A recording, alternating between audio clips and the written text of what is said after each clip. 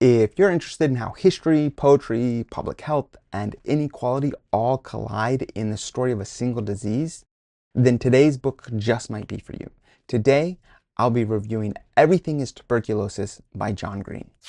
Welcome to Spencer Reads Everything. I'm your host, Spencer Duncan, and today we're taking a look at John Green's newest book. If you're not familiar with John Green, well, I don't know how you're not familiar with John Green, but he is most famous for his young adult novels. And before this book, he came out with The Anthropocene Reviewed, which was, I think, his first real foray into nonfiction. Well, a little bit of nonfiction, plus just his way of writing essays in an absolutely engaging and fascinating way. And this is taking that a step further. I would say it is very much related to his interest in the nonfiction writing about really interesting topics, and he applies it to something that in recent years he's become really avid about. That is his interest in, of course, the disease of tuberculosis. In Everything Is Tuberculosis, John Green does not just give a medical history, although that is part of what he does. I would argue that this is actually more of a wake-up call. I went into this book expecting something insightful. I mean, it's John Green. I would always expect that. But what I found was something truly remarkable. Green manages to take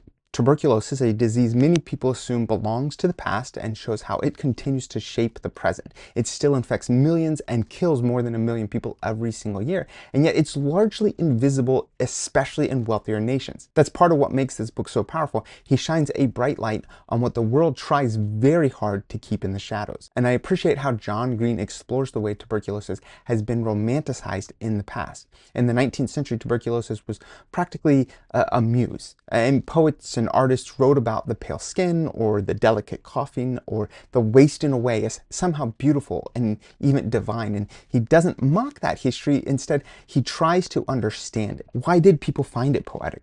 What did it say about suffering and art? And then he flips it. He says how today tuberculosis is still very much with us, but now it's seen as not as poetic, but as dirty, associated with poverty and overcrowded housing and poor sanitation. It's the same disease, but how we frame it has everything to do with where it shows up now and who it affects. John Green really shows that the problem isn't the disease itself, but it's the infrastructure or lack of it. People aren't dying of tuberculosis because we can't treat it. They're dying because the systems aren't in place to reach them with that treatment, and because rich countries have mostly eradicated it. There's very little incentive for Big Pharma to continue investing in better or cheaper medicines or vaccines. Additionally, in a true narrative fashion, John Green doesn't just present facts and figures. He introduces us to Henry, a young man from Sierra Leone who John Green meets, befriends, and he details his emotional journey as he struggles with tuberculosis. Their conversations and their interactions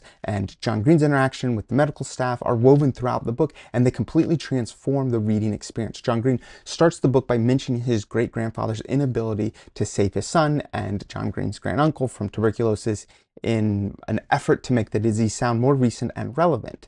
But introducing us to an individual who John personally knows brings the book into the present more thoroughly than any of his ancestors. Henry isn't a statistic, he's a human being living through this illness in real time, dealing with the emotional and physical toll of it, and the bureaucratic failure that makes it so much worse. So through Henry, Green reminds us that tuberculosis isn't just a tragedy from history textbooks or a crisis unfolding in faraway places. It's now, it's personal, and it demands empathy, not just policy. And by including Henry's story, Green grounds everything, the medical, the political, the historical, in relationships. And in so doing, he makes the urgency of the issue impossible to ignore.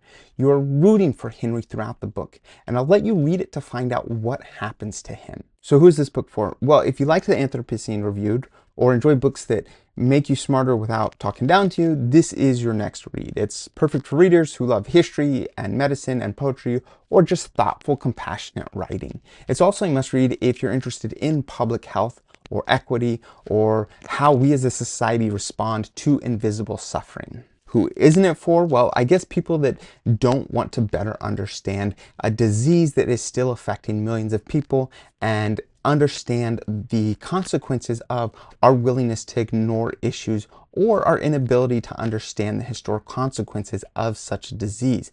Or maybe you're just not interested in John Green's writing style. I don't know. I would be surprised. I actually think that he is a very clear and a very engaging writer, but that could be just me.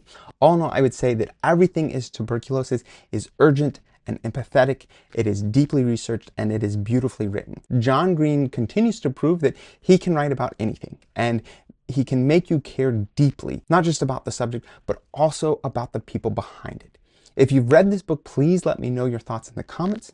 I would love to hear what other people have to say about this book or anything else by John Green, especially the Anthropocene Reviewed. Please let me know your thoughts in the comments. Of course, don't forget to like, subscribe, turn on those notifications, and until next time, keep those pages turning.